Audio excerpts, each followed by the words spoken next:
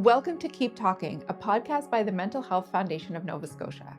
I'm your host, Sam Madore. Keep Talking is all about having honest conversations around mental health, lived experience, and hope. In this episode, we're joined by Fiona Kirkpatrick Parsons, a longtime supporter of the Mental Health Foundation of Nova Scotia and a member of the Community Grants Committee.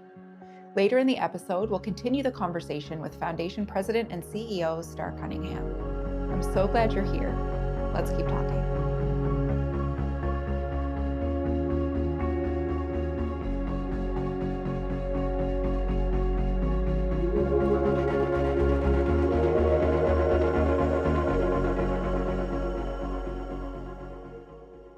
Please be advised, this conversation may contain discussion of suicide.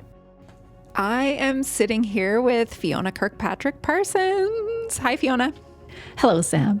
It's so great to see you in person. I feel like I follow you online and I chat with you a lot online, but it's so great to have a conversation with you in person. It's awesome to be here. I really have enjoyed our conversations in the past. You always ask such insightful questions, and I'm really looking forward to this conversation. Fiona, since the last time we chatted, I now work with the Mental Health Foundation of Nova Scotia, and you, of course, have a long history with Mental Health Foundation. Maybe we can start by chatting a little bit about that and why it was important for you to connect to the foundation. Yeah, I have been involved with the Mental Health Foundation in various capacities throughout my career, since being here in Chipuktuk in Halifax.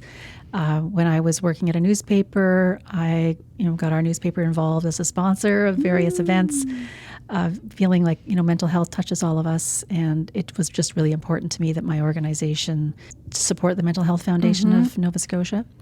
But more recently, I guess in the last, I'm going to say 5 years, I have been part of the Community Grants Selection Committee. And while it's a lot of work, I'll say that. Man. It takes a lot of time, but it's worthwhile because there's so much. Well, I could go down that rabbit hole, but just to say that what I deeply appreciate, having been on the selection committee for some time, is the heart that people put in to their submissions and to the work that they're doing in communities. So many of these are real grassroots initiatives of people who just care about other people and want to do something to help them. And that just really, how could you say no to... How do you say and no? It's hard. That's the hard part.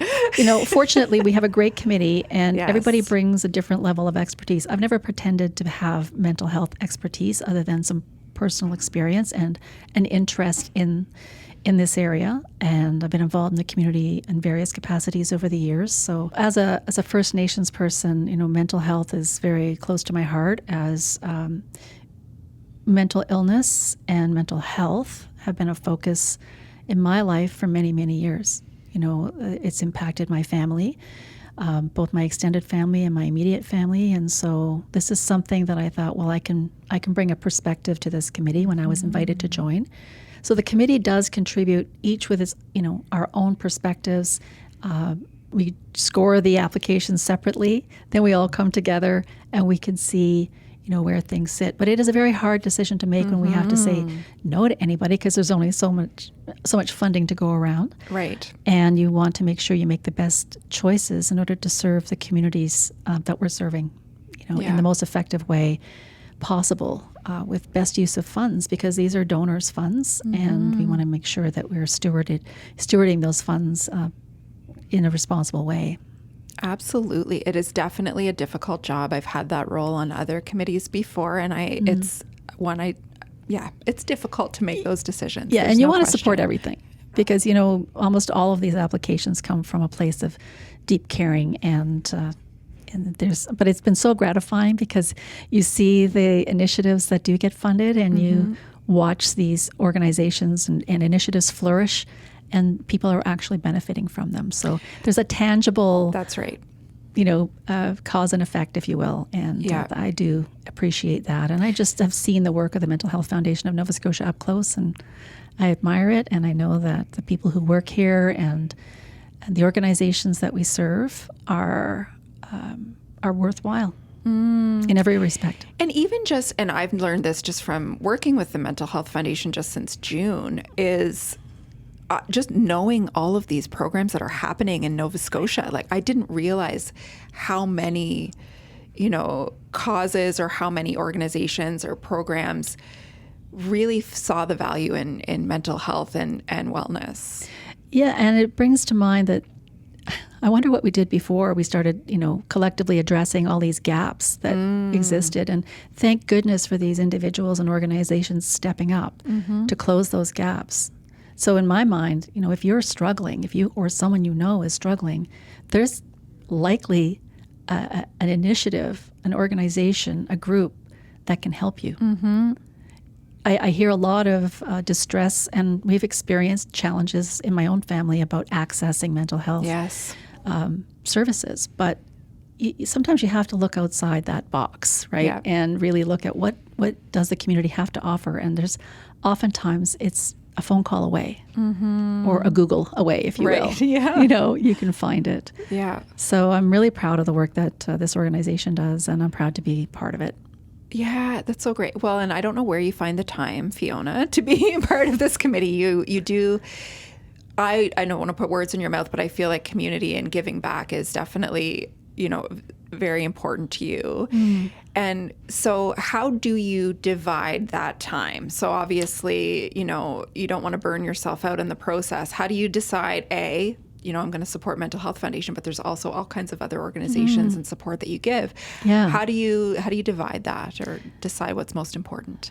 It's funny you should ask. I've been asking myself that same question recently because I do go through these periods of all of a sudden there's an awful lot on my plate. Yes. And so it's not always in balance. I'm going to be very upfront about that. I do try.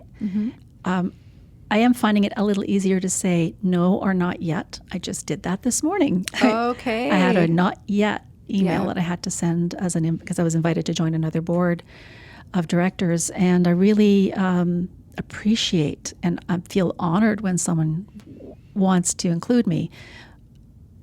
But there's only so many hours in a day. 100%. And there's an awful lot going on. And right now I'm a little bit tired for good reason. It's all good. But you have to, I think as time goes on, I've gotten to know myself a little bit better. And I usually know where my limits are. Yes. I'm not interested in crashing and burning. So that's definitely something I have to be really mindful of. I have to practice what I preach as far as mental health goes. So I am learning the hard way sometimes. But where do I find the time? I think you find the time or make the time when something really matters. Yeah. And it's not really hard to prioritize. I sometimes all I want to do is crash on the couch and watch whatever, Netflix or something on there. And I do that. But sometimes if something really matters, I'm going to spend the time focusing on reviewing grant proposals. Yes. And or what have you. And the things that you do dedicate your time to, you do well, right? You make that. I try. Right? And I think, and this is just me as an observer an admirer of you, is just, when you do decide to put your name on something or sit or volunteer for something, you definitely, I'm just going to say it, you don't half-ass it. I try not to, because I always say I don't believe in sitting on boards or sitting on committees. I believe in doing. I can't say I'm always successful at it, but I do try. And I think that's important to acknowledge, that you just do your best. Yeah. And, why would I waste my time just putting my name on something and not showing up with my full self and whatever capabilities I might have. That's right. To contribute, I think that's important. And I feel it's a privilege. It's, some people have said, maybe you're doing too much. Maybe they're right. But it's not about scoring points. It's about making the most of the time that I have. I'm 63 at the time of this recording, and I'll be 64 in 4 months. There's a limited runway here. And listen, I'm not planning to leave anytime soon. I'm planning to live a very long time. Yes. But time goes fast. Time goes fast, and seems to accelerate the older I get. So I really want to make the best use of it and have the most fun and just contribute where I can. I think if you can, you should. Yeah. We need each other. Yeah. And to waste any gifts is a crime. You know, I've been taught, you know, I've been given the teaching that if you are given, we are all given gifts.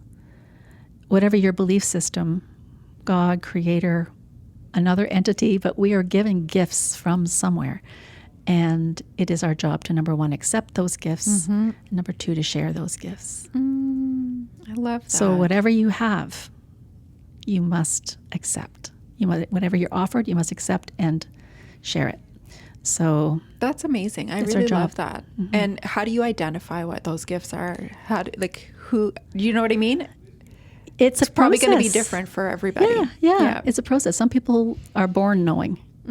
Others, like me, I think it took me time to understand and accept what others saw in me. You know? Because that's what I was going to say. I feel like I would need somebody to tell me, right? And I think some people would be in that position. Well, you're using your gift right now. Oh, thank you.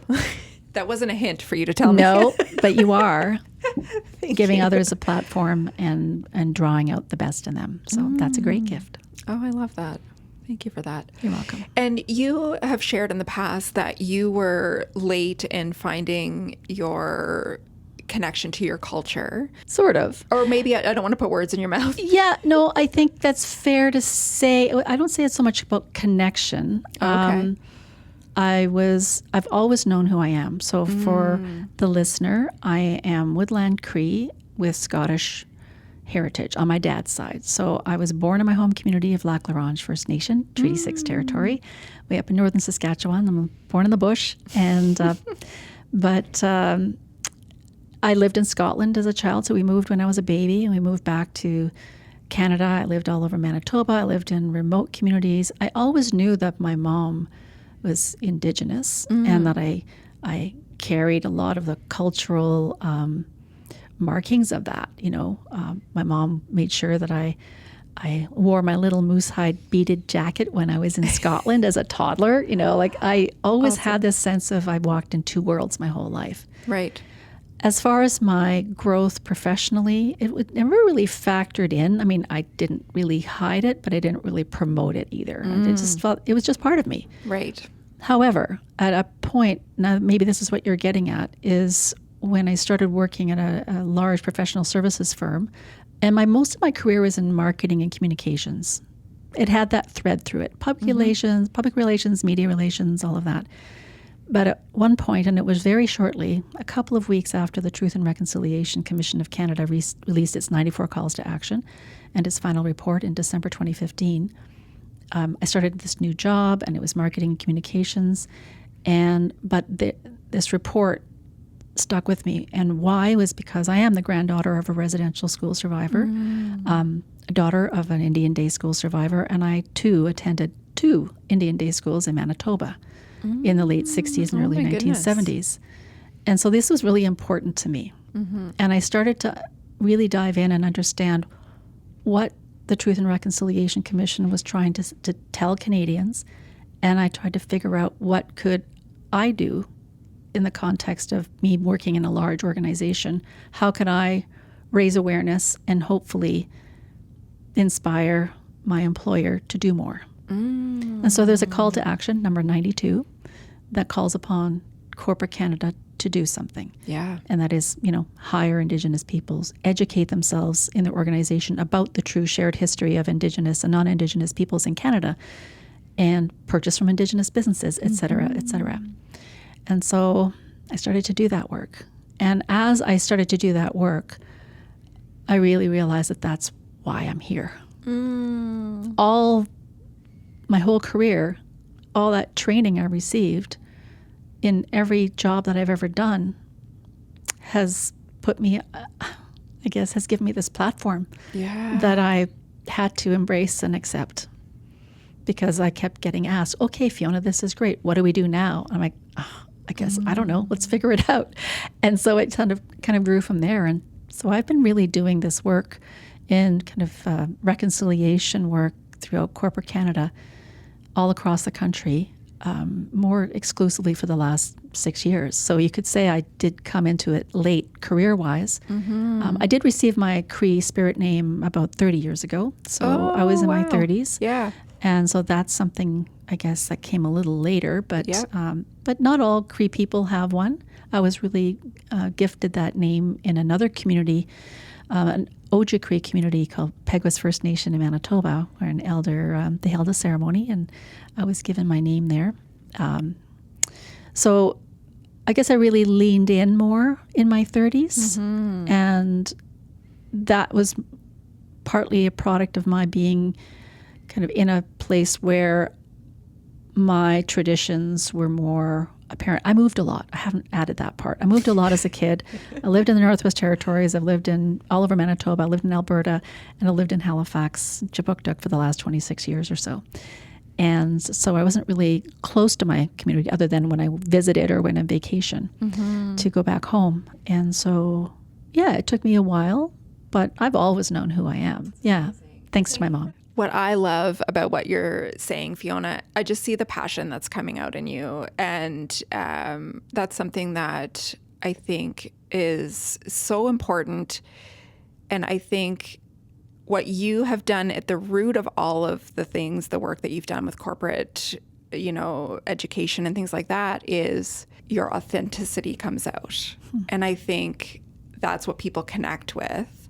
And I also think that that's such a close link to mental health and wellness, is that you can put your heart out on your sleeve in those conversations and say, maybe I don't know, let's figure it out, and be authentic in those moments. Thank you for saying that.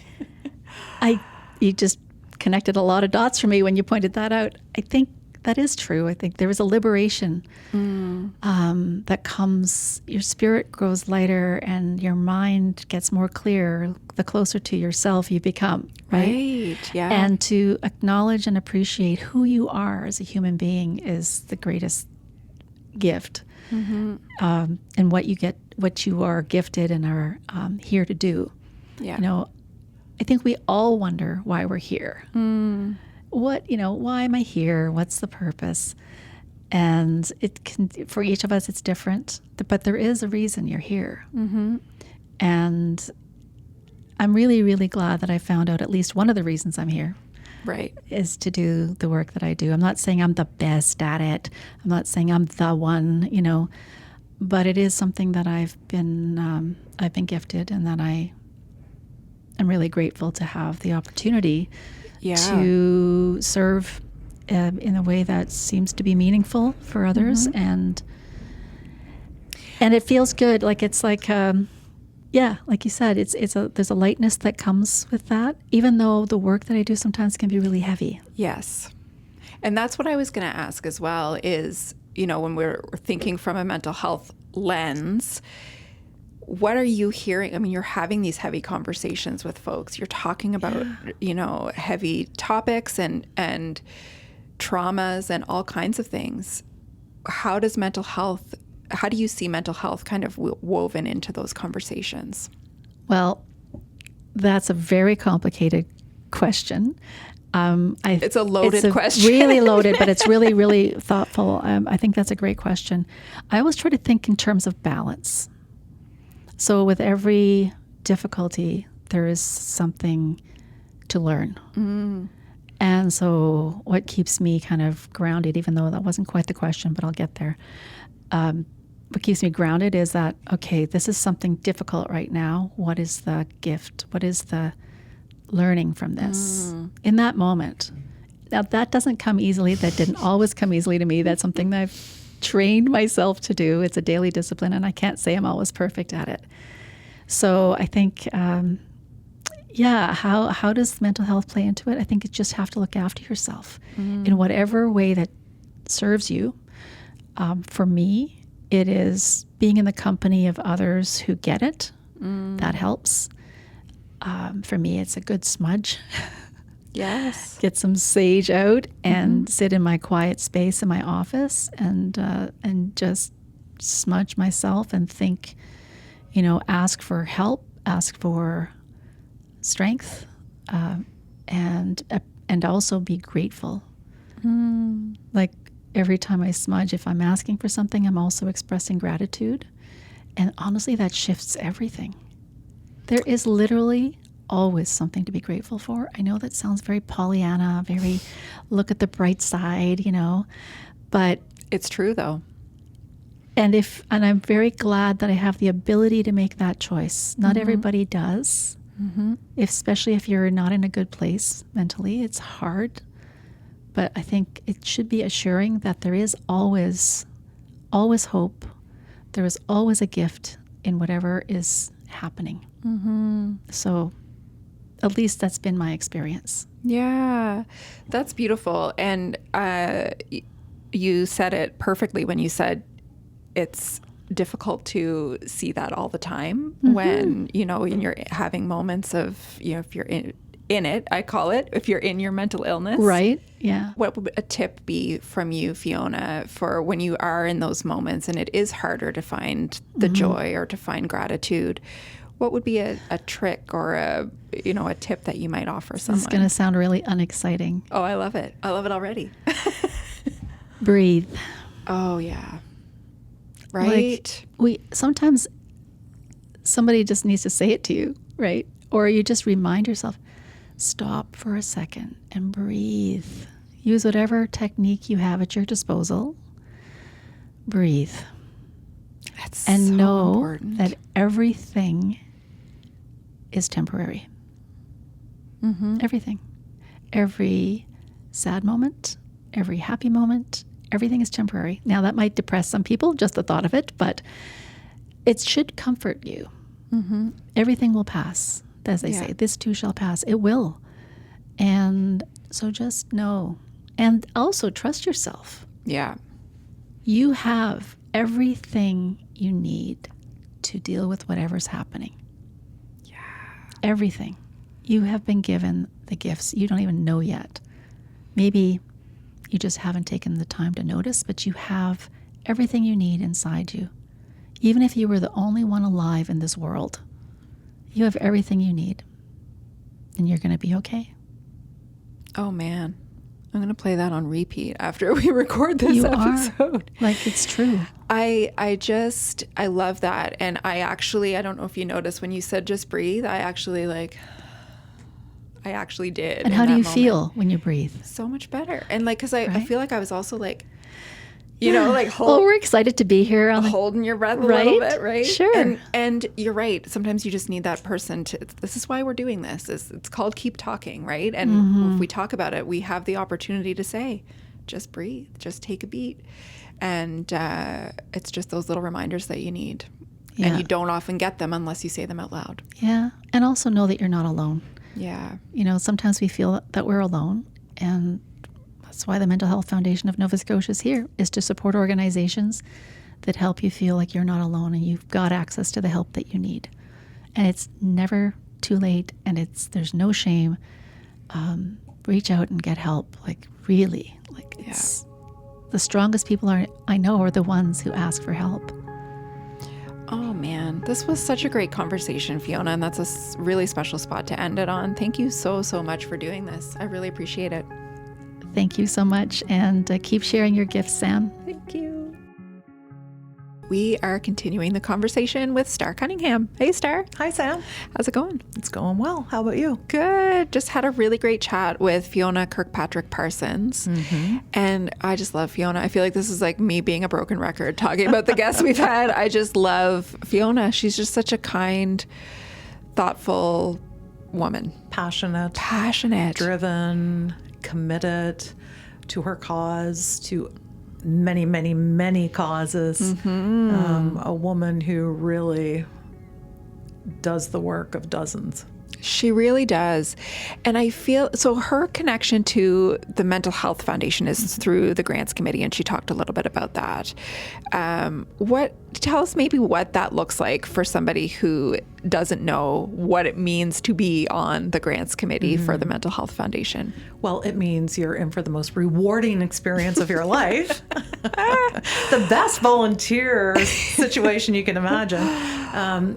Basically, it means you are committed to reading and scoring every grant application that gets vetted to come your way. And sometimes that can be up to 100 in one period. And it means looking at grant applications from an unbiased, through an unbiased lens, considering different things like diversity, geographic location, socioeconomic level of applicants and people being served, demographics, and then figuring out what is innovative, what will truly have an impact, what's achievable, and ranking those in a way that you feel is best warranted for the top projects to receive funding. Right. So Fiona, like our other grant selection members, would read all the applications, score them based on a criteria, and then the most important part of being on our committee is sharing your thoughts at the end. So it is meant to be very objective, but there is a little bit of subjectivity in there too, and that's why it's important that we have a diverse mix around the table. Absolutely. And then we have a conversation about, which one scored high, which one scored low, why, what do we think? Do we have, strong feelings one way or the other? And then we hammer out that list of successful grant recipients and provide them with the funding that they need to have an impact and change the way people think in their communities. And then we do it all again 6 months later. Right. So we do 2 rounds of community grants. So it's not, you're not busy every week with this volunteer role, but for 6 weeks of the year during the summer and 6 weeks of the year during the winter, you're really, up to your eyeballs in all things community grant. Well, and that's what Fiona said too, is it is a lot of work. There's no question, but it is rewarding work, and to be able to see the impact is just so valuable for her, and I'm sure the other folks too. Yeah, no, that's awesome. Thanks so much for sharing. Thank you, Sam.